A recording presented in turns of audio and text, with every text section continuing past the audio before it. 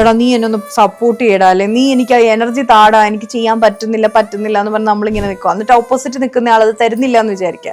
അന്നേരം പറയാണ് ഇവൻ ഇങ്ങനെ എന്നോട് ചെയ്തല്ലോ, അന്ന് അവനൊരാവശ്യം വന്നപ്പോൾ ഞാൻ അവനെ കംപ്ലീറ്റ് സപ്പോർട്ട് ചെയ്തു എന്ന് പറഞ്ഞുകൊണ്ട് ഇരുന്നിട്ട് കാര്യമില്ല. അത് ഭയങ്കര പെയിനാ ഒരു ഹൗസ് വൈഫ് ആയിട്ടുള്ള സ്ത്രീ.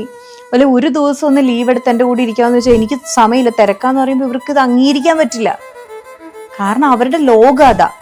നേരെ മറിച്ച് അവരുടെ ലോകം അത് മാത്രം അല്ലെന്നുള്ളൊരു തിരിച്ചറിവും കൂടെ അവർക്ക് വേണം. അവർക്കും ഒരു ജന്മം ഈ ഭൂമിയിലുണ്ട്, അവർക്കും ഒരു പർപ്പസ് ദൈവം കൊടുത്തിട്ടുണ്ട്. അത് തിരിച്ചറിയാത്തതാണ് അവരുടെ പ്രശ്നം. ഈ സങ്കടപ്പെട്ടിരിക്കാനായിട്ട് എല്ലാവർക്കും പറ്റും. അല്ല ഇതെന്റെ അവസ്ഥയാണ്, നമ്മൾ എല്ലാവരും അവയർനെസ്, ഇത് പ്രശ്നം, അത് പ്രശ്നം, മറ്റത് പ്രശ്നം, ഇത് പ്രശ്നം, ഇത് പ്രശ്നങ്ങളൊക്കെ അത്യാവശ്യം അനുഭവിച്ചുകൊണ്ടിരിക്കുന്നതുകൊണ്ട് തന്നെ ഒരാളത് എടുത്തു പറയുമ്പോൾ എനിക്കും അത് ഉണ്ടായിട്ടുണ്ടെന്ന് മാത്രം ചെക്കിംഗ് അല്ലേ നടക്കുന്നുള്ളൂ. അതിൽ നിന്ന് എങ്ങനെ പുറത്ത് കിടക്കാന്നല്ലേ നമ്മൾ ശരിക്കും ഡിസ്കസ് ചെയ്യേണ്ടത്. ആക്ച്വലി ഈ ലോകത്തിൽ പലതരത്തിലുള്ള ആൾക്കാരാ ഉള്ളത്. അതിൽ നല്ലതും കെട്ടതും ഉണ്ട്. പേഴ്സൻറ്റേജ് വൈസ് പറഞ്ഞാൽ കെട്ട ആൾക്കാരാണ് കൂടുതൽ. അതൊരു റിയാലിറ്റിയാണ്. അത് സമ്മതിച്ചേ പറ്റുള്ളൂ. അത് ഏത് മേഖലകളിലും അങ്ങനത്തെ ആളുകളായിരിക്കും. അപ്പൊ വളരെ നൈർമല്യവും നല്ല വാല്യൂ സിസ്റ്റവും ആയിട്ടൊരു ഗുഡ് ഗേൾ അല്ലെങ്കിൽ ഗുഡ് ബോയ് രീതിയിൽ ഒരു കുട്ടി ലോകത്തേക്ക് ഇറങ്ങിയാൽ അതിന് സർവൈവ് ചെയ്യാൻ പറ്റില്ല. അത് ഭയങ്കര പെയിനാ ഒരു ഹൗസ് വൈഫ് ആയിട്ടുള്ള സ്ത്രീ. അല്ലെ ഒരു ദിവസം ഒന്ന് ലീവ് എടുത്ത് എൻ്റെ കൂടെ ഇരിക്കാന്ന് വെച്ചാൽ എനിക്ക് സമയമില്ല, തിരക്കാന്ന് പറയുമ്പോൾ ഇവർക്ക് ഇത് അംഗീകരിക്കാൻ പറ്റില്ല. കാരണം അവരുടെ ലോകം അതാ. നേരെ മറിച്ച് അവരുടെ ലോകം അത് മാത്രം അല്ലെന്നുള്ളൊരു തിരിച്ചറിവും കൂടെ അവർക്ക് വേണം. അവർക്കും ഒരു ജന്മം ഈ ഭൂമിയിലുണ്ട്, അവർക്കും ഒരു പർപ്പസ് ദൈവം കൊടുത്തിട്ടുണ്ട്.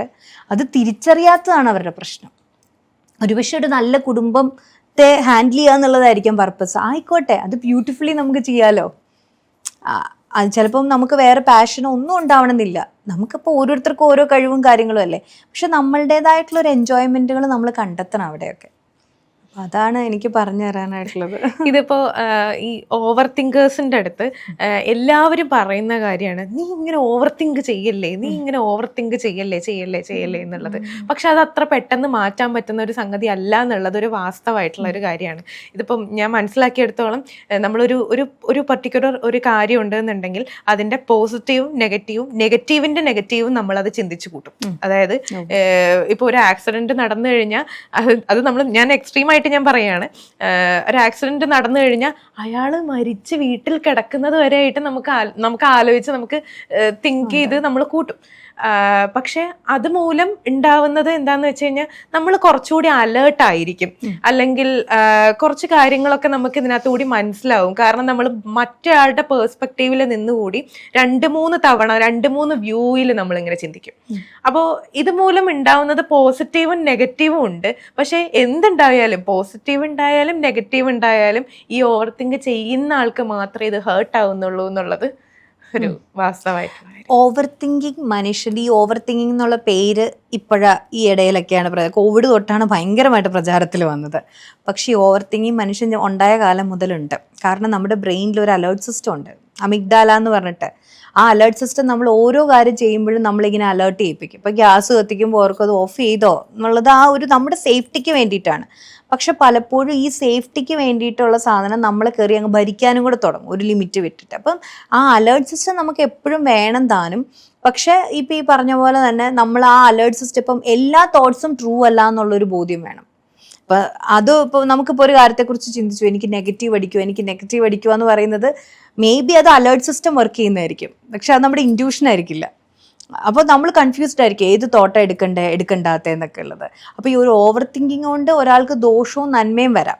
ഓവർ തിങ്കിങ് എന്ന് പറയുമ്പോൾ ആ വേർഡ് തന്നെ ഒരുപാട് ചിന്തിക്കുക ഒരു കാര്യത്തെക്കുറിച്ചെന്നുള്ളതല്ലോ. അപ്പം ഞാൻ പറയണെന്ന് വെച്ചാൽ ഒരുപാട് ചിന്തിക്കുന്നതുകൊണ്ട് ചിലപ്പോൾ നല്ല തീരുമാനങ്ങൾ വരാം, ചിലപ്പം നമുക്ക് പ്രതീക്ഷിച്ച, അത് 2 രീതിയിലും അത് സംഭവിക്കാം. അപ്പം നമ്മൾ പറയേണ്ടതെന്ന് വെച്ചാൽ എവിടം വരെ ഈ ഒരു വിഷയത്തെക്കുറിച്ച് ചിന്തിക്കണം എന്നുള്ളൊരു കാര്യത്തിൽ നമുക്കൊരു പോയിന്റ് വേണം. ഓവർ തിങ്കിങ് നല്ലത് തന്നെ, പക്ഷെ ഏത് പോയിന്റ് വരെ.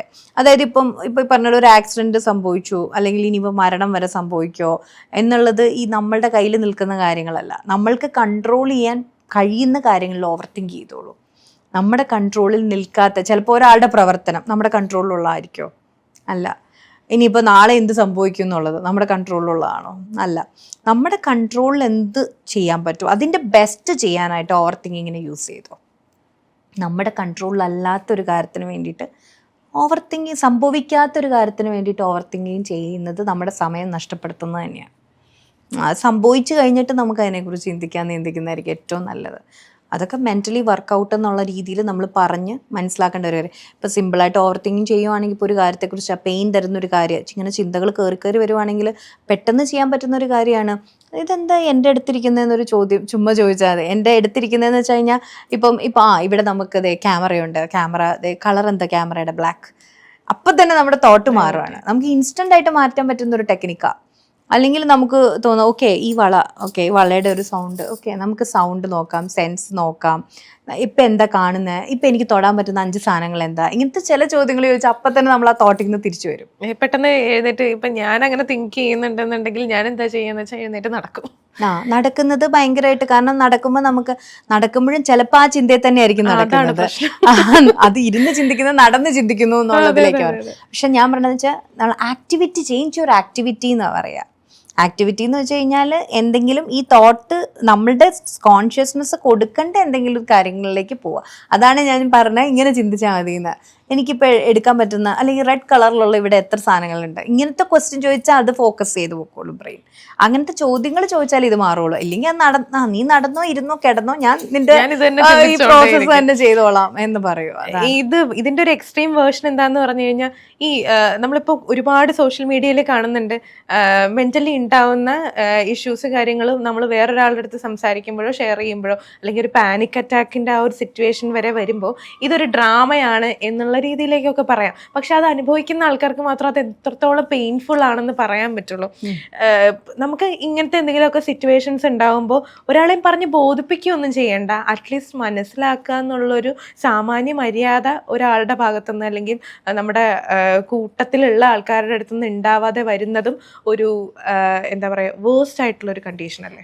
അത് ഭയങ്കര വേഴ്സ്റ്റ് ആയിട്ടുള്ള കണ്ടീഷനാണ്. പക്ഷേ ദ റിയാലിറ്റി ഞാൻ അവിടെയും പറയും. ഞാൻ ഇതിപ്പം ഇൻ്റർവ്യൂസിൽ വരുമ്പം എനിക്കിപ്പം നോർമലി ഇപ്പം എന്താ സൈക്കോളജിസ്റ്റുകൾ ചെയ്യണം, അത് നിങ്ങൾ മനസ്സിലാക്കണം, കൂടെയുള്ളവരെ സപ്പോർട്ട് ചെയ്യണം, അല്ലെങ്കിൽ ആ സമയത്ത് ശ്രദ്ധ ആവശ്യമാണെന്ന് നിങ്ങൾ മനസ്സിലാക്കണം. ഇങ്ങനെ പറയുമ്പോൾ കുറച്ച് പേർക്കൊക്കെ തോന്നും മനസ്സിലാക്കിയേക്കാൻ ചെയ്യാമെന്നൊക്കെ. പക്ഷെ എന്നാലും ഒരു കുറച്ച് പെർസെൻറ്റേജ് അവർക്ക് ചെയ്യാൻ പറ്റുള്ളൂ. അതിനപ്പുറത്തേക്ക് പിന്നെ ചെയ്യാൻ പറ്റില്ല, ആൾക്കാർക്ക് ആർക്കും തന്നെ ചെയ്യാൻ പറ്റില്ല. അപ്പം ഞാൻ പറയുന്ന ഒരു കാര്യം എന്ന് വെച്ച് കഴിഞ്ഞാൽ ഒന്നെങ്കിൽ നമുക്കിപ്പോൾ ഒരു പാനിക് അറ്റാക്ക് വരുമ്പോൾ നമ്മൾ മനസ്സിലാക്കുന്ന ആൾക്കാരുണ്ടാവും, മനസ്സിലാക്കില്ലാത്ത ആൾക്കാരുണ്ടാവും. ഒരിക്കലും ആ സിറ്റുവേഷനിലൂടെ കടന്നു പോവാത്ത ആൾക്കാർക്ക് ആ സിറ്റുവേഷൻ്റെ ഒരു ഭീകരതയെ മനസ്സിലാവില്ല. അത് നിനക്കങ്ങ് വിട്ട് കളയാവുന്ന കാര്യമല്ലോ, നീ ചുമ്മാ ഓവർ ഡ്രമാറ്റിക് ആവല്ലേ എന്ന് മാത്രമേ അത് പറയുള്ളൂ, അതിനപ്പുറത്തേക്ക് അത് പറയത്തില്ല. അപ്പോൾ ഞാൻ പറയണമെന്ന് വെച്ച് കഴിഞ്ഞാൽ നമ്മളെ മനസ്സിലാക്കാൻ അവർക്ക് സാധിക്കാത്തത് നമ്മുടെ എന്തെങ്കിലും കുറവ് കൊണ്ടാണോ, അല്ലെങ്കിൽ നമ്മൾ ഡ്രാമ കളിക്കുന്നതുകൊണ്ടാണോ? അല്ല, അവർക്കതിന് കഴിയാത്തതുകൊണ്ടാണ് അല്ലേ. ഇപ്പം ഞാനത് പറയുന്നത് മീനിനോട് മരം കയറാൻ പറയുന്ന പോലെയാണ് എന്നാണ് എക്സാമ്പിൾ ഞാൻ പറയുകയാണെങ്കിൽ. അണ്ണ നന്നായിട്ട് കണ്ടോ, അവരുടെ ഫ്രണ്ടൊക്കെ അവർക്ക് ബുദ്ധിമുട്ട് വന്നപ്പോൾ സപ്പോർട്ട് ചെയ്താണ്, നിങ്ങൾക്ക് എന്താ സപ്പോർട്ട് ചെയ്യാൻ പറ്റാത്തതെന്ന് വെച്ചാൽ ഇപ്പം ഇത് മീനായിരിക്കും, ഇതിന് നീന്താൻ മാത്രമേ അറിയുള്ളൂ. അപ്പോൾ അതിനോട് മരം കയറാൻ പറയുന്ന പോലെയാണ് ചിലപ്പോൾ ചില സമയത്ത് നമ്മളെ സപ്പോർട്ട് ചെയ്യണമെന്ന് പറയുന്നത്. അവർക്ക് അതിനുള്ള കഴിവില്ല, ക്വാളിറ്റി ഇല്ലാത്ത ആൾക്കാരാണെങ്കിൽ അവർക്കത് എങ്ങനെ ചെയ്തു തരാൻ പറ്റും നമുക്ക്? അപ്പോൾ അത് നമ്മൾ ഓർക്കുവാണ് മനസ്സിലാക്കേണ്ട ബേസിക് നീഡ് അല്ലേ എന്ന് പറഞ്ഞ് ഞാൻ ഇത് പറയുന്നത് വെച്ചാൽ ഈ സങ്കടപ്പെട്ടിരിക്കാനായിട്ട് എല്ലാവർക്കും പറ്റും. അല്ല ഇതെൻ്റെ അവസ്ഥയാണ്, നമ്മൾ എല്ലാവരെയും അവയർനെസ്, ഇത് പ്രശ്നം, അത് പ്രശ്നം, മറ്റത് പ്രശ്നം, ഇത് പ്രശ്നങ്ങളൊക്കെ അത്യാവശ്യം അനുഭവിച്ചുകൊണ്ടിരിക്കുന്നതുകൊണ്ട് തന്നെ ഒരാളത് എടുത്തു പറയുമ്പം എനിക്കും അത് ഉണ്ടായിട്ടുണ്ടെന്ന് മാത്രം ചെക്കിങ് അല്ലേ നടക്കുന്നുള്ളൂ. അതിൽ നിന്ന് എങ്ങനെ പുറത്ത് കിടക്കാമെന്നല്ലേ നമ്മൾ ശരിക്കും ഡിസ്കസ് ചെയ്യേണ്ടത്. ആക്ച്വലി ഞാൻ പറയണതെന്ന് വെച്ചാൽ ഈ ലോകത്തിൻ്റെ ഒരു ഭാഷയുണ്ട്. ഈ ലോകത്തിൽ പലതരത്തിലുള്ള ആൾക്കാരാണ് ഉള്ളത്, അതിൽ നല്ലതും കെട്ടതും ഉണ്ട്. പേഴ്സൻറ്റേജ് വൈസ് പറഞ്ഞാൽ കെട്ട ആൾക്കാരാണ് കൂടുതൽ, അതൊരു റിയാലിറ്റിയാണ്. അത് സമ്മതിച്ചേ പറ്റുള്ളൂ. അത് ഏത് മേഖലകളിലും അങ്ങനത്തെ ആളുകളായിരിക്കും.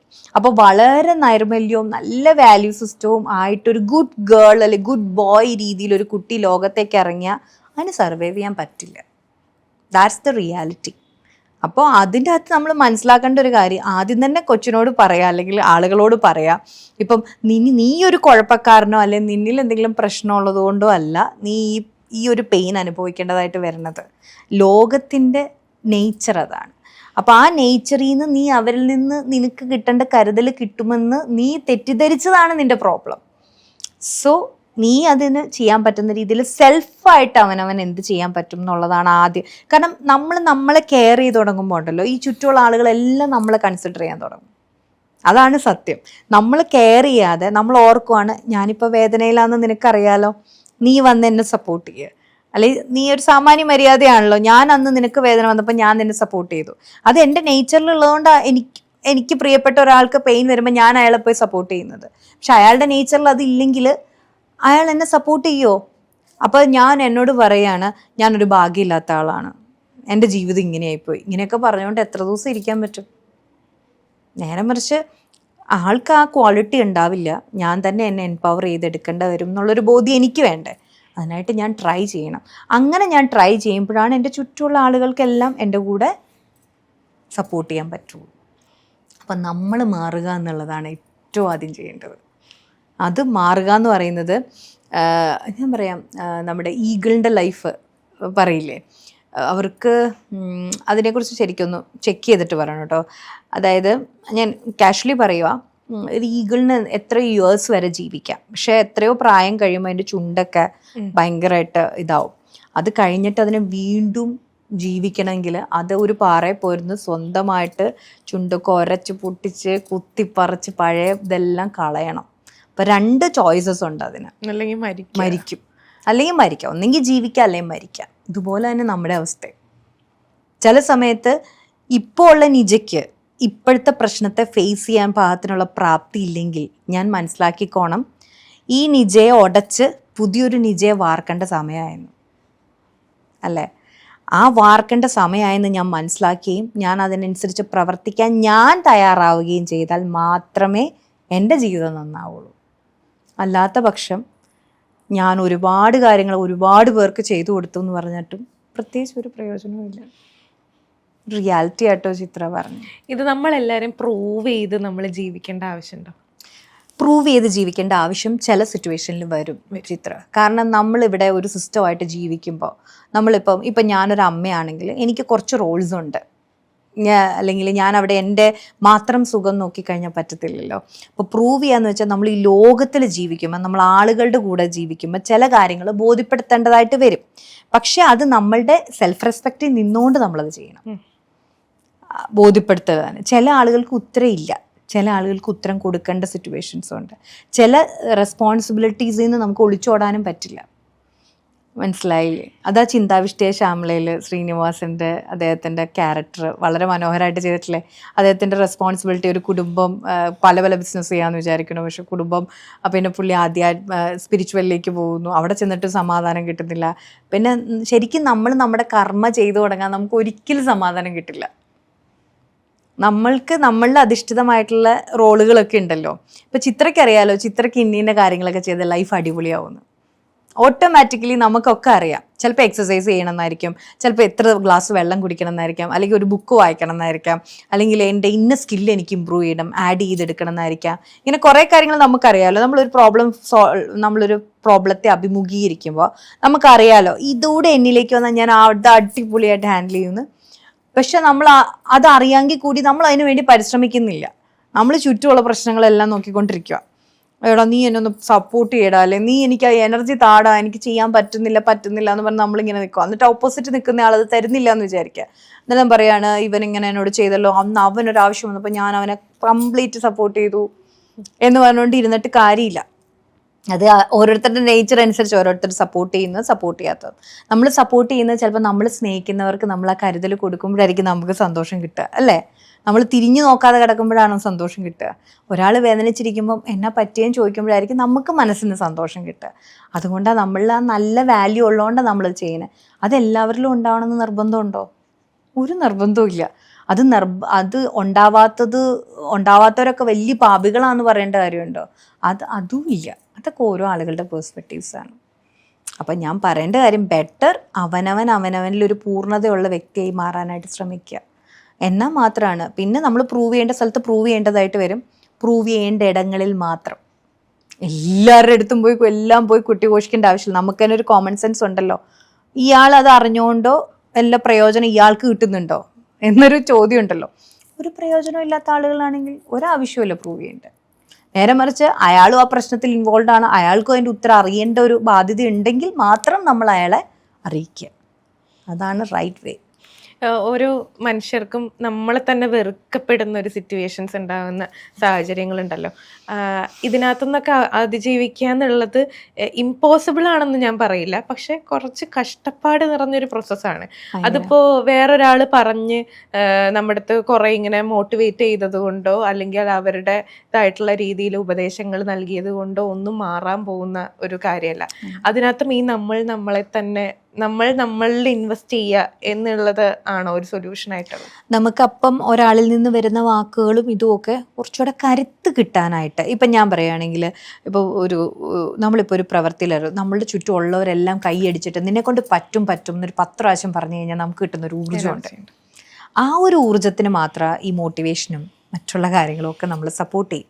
പിന്നെ നമുക്ക് ചില പോയിന്റ്സ് നമ്മളിലേക്ക് വന്ന് ഇങ്ങനെ സ്ട്രൈക്ക് ചെയ്യുമ്പോൾ നമുക്ക് കിട്ടുന്ന ചില തിരിച്ചറിവുകളൊക്കെ ഉണ്ട്. അതിനൊക്കെ ഇതൊക്കെ സഹായിക്കും, ചില ആളുകളുമായിട്ട് ഇൻട്രാക്ട് ചെയ്യുന്നതും ഒക്കെ. പിന്നെ നമ്മൾ തന്നെ നമ്മുടെ ആ ഒരു ഗ്രോത്തിന് വേണ്ടിയിട്ട് വർക്ക് ചെയ്യണം. പക്ഷെ ആ പ്രോസസ്സ് എന്ന് പറയുന്നത് ഭയങ്കര പെയിൻഫുള്ളാണ്. പറയുമ്പോൾ ഒരു വാക്കി തീർന്നാലും പ്രോസസ്സ് എന്ന് പറയുന്നത് ഭയങ്കര പെയിൻഫുള്ളാണ്, അതിലേക്ക് ഷിഫ്റ്റായി വരിക എന്നുള്ളത്. കാരണം ഏറ്റവും കൂടുതൽ നമ്മൾ തന്നെ നഷ്ടപ്പെടുത്തി കളയുന്ന ഒരവസ്ഥ ഉണ്ടാകുന്ന എപ്പോഴാണെന്നറിയാമോ? നമ്മളിപ്പം നിൽക്കുന്നത് ഏറ്റവും വലിയ പെയിനിലാണെന്ന് അറിഞ്ഞിട്ടും ആ വേദനയിൽ തന്നെ കണ്ടിന്യൂ ചെയ്യാനായിട്ട് നമ്മളെടുക്കുന്ന തീരുമാനമാണ് നമ്മളേറ്റവും കൂടുതൽ നശിപ്പിച്ച് കളയുന്നത്.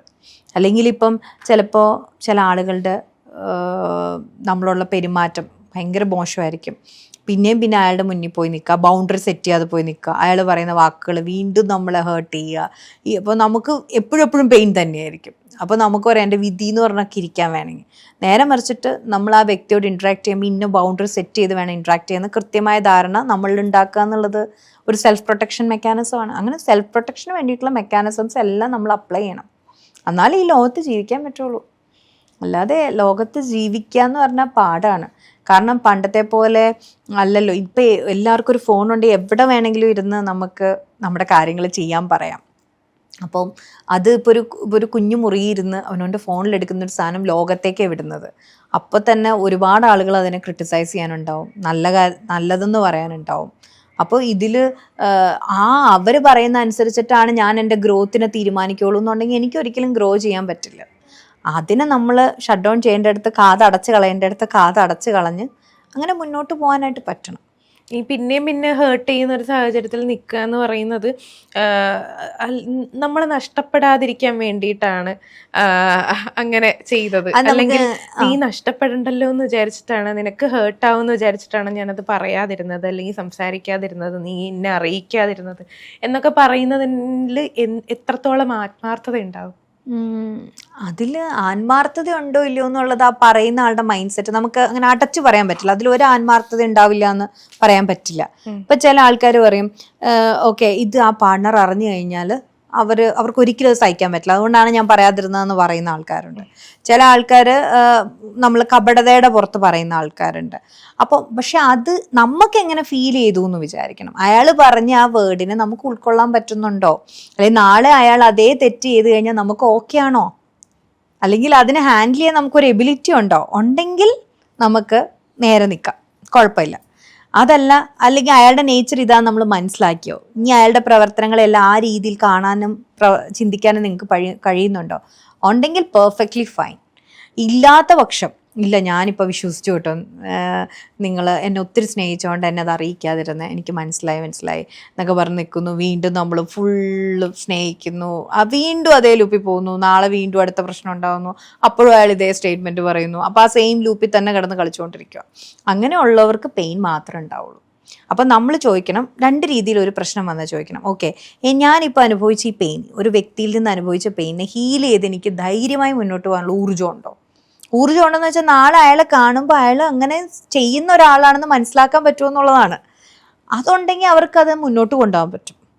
രണ്ടാമത്തെ കാര്യം, എനിക്ക് ഇനിയും അങ്ങനെ പറ്റത്തില്ല, എനിക്കതിനുള്ള ശക്തിയില്ല, ഞാൻ അയാളിൽ അത്ര ഇതാണ് എന്നുണ്ടെങ്കിൽ ബെറ്റർ റിലേഷൻഷിപ്പിൽ നിന്ന് പുറത്തേക്ക് വരിക നല്ലത്. കാരണം ഇനി ആ പെയിൻ നമുക്ക് കൊടുത്താൽ നമ്മൾ ഇല്ലാണ്ടായി. ആ പുറത്തേക്ക് വരിക എന്നുള്ള പ്രോസസ്സ് ഉണ്ടല്ലോ, ഭയങ്കര പെയിൻഫുള്ളാണ്. അത് വിളിക്കണ്ട പറയണ്ട എന്ന് പറയുന്ന പോലെ അല്ല. എന്നും വിളിക്കുകയും പറയുകയും നടക്കുകയും ചെയ്യുന്ന ടൈമും കാര്യങ്ങളും വരുമ്പോൾ ഭയങ്കര നമുക്ക് പാനിക് അറ്റാക്സ് വരാം, ബുദ്ധിമുട്ടുകൾ വരാം, ഇടയ്ക്കിടയ്ക്ക് ഫോണുകൾ നോക്കാം, വല്ലാത്തൊരവസ്ഥയാണ്. ലവ് ഫെയിലിയർ ആണെന്നൊക്കെ സിമ്പിളായിട്ട് നമുക്ക് വാക്കാൽ പറയാം, പക്ഷെ അത് അനുഭവിക്കുന്നവർക്ക് ഭയങ്കര പെയിനാണത്. അപ്പം അത് ട്രോമ ബോണ്ടാണോ, അതല്ലെങ്കിൽ പുറത്ത് വരാൻ പറ്റാത്തത്? അതൊരു മാനസികമായിട്ട് ട്രോമ ബോണ്ടെന്ന് വെച്ചാൽ നമ്മൾ ഒരുപാട് സ്നേഹിച്ചിട്ട് നമ്മൾ പറ്റിക്കപ്പെടുമ്പം എല്ലാ മനുഷ്യർക്കും ഉണ്ടാവുന്ന നോർമൽ ആയിട്ടുള്ളൊരു വികാരമല്ലേ അതല്ലേ. ആത്മാർത്ഥമായിട്ട് സ്നേഹിക്കുന്നവർക്ക് അങ്ങനെ പെട്ടെന്ന് പുറത്തു വരാൻ പറ്റുമെന്ന് ഞാൻ വിശ്വസിക്കുന്നില്ല. അവർക്ക് ടൈം എടുക്കും. പക്ഷെ ടൈം എടുക്കുമ്പോഴും ഈ ടൈം എടുക്കുമ്പോൾ നമ്മൾ വീണു പോകുന്ന സിറ്റുവേഷൻസ് ഉണ്ടല്ലോ, ആ സമയത്ത് നമ്മളെ കൈപിടിച്ച് കൊണ്ടുവരാനായിട്ടുള്ള ആളുകളുടെ സപ്പോർട്ട് നമ്മൾ എടുക്കണം. നമ്മളത് ചെയ്യാതിരുന്ന് നമ്മുടെ അത്രയും നാളത്തെ ലൈഫ് അങ്ങ് തീർന്നു പോകുന്നേ ഉള്ളൂ. ഇപ്പം നമ്മൾ തന്നെ ഹീലാവട്ടെ, അല്ലെ വേറൊരാളെ ഇനി എനിക്ക് സ്നേഹിക്കാൻ കിട്ടും എന്നൊക്കെ പ്രതീക്ഷിച്ചിരിക്കണം മണ്ടത്തരാണ്.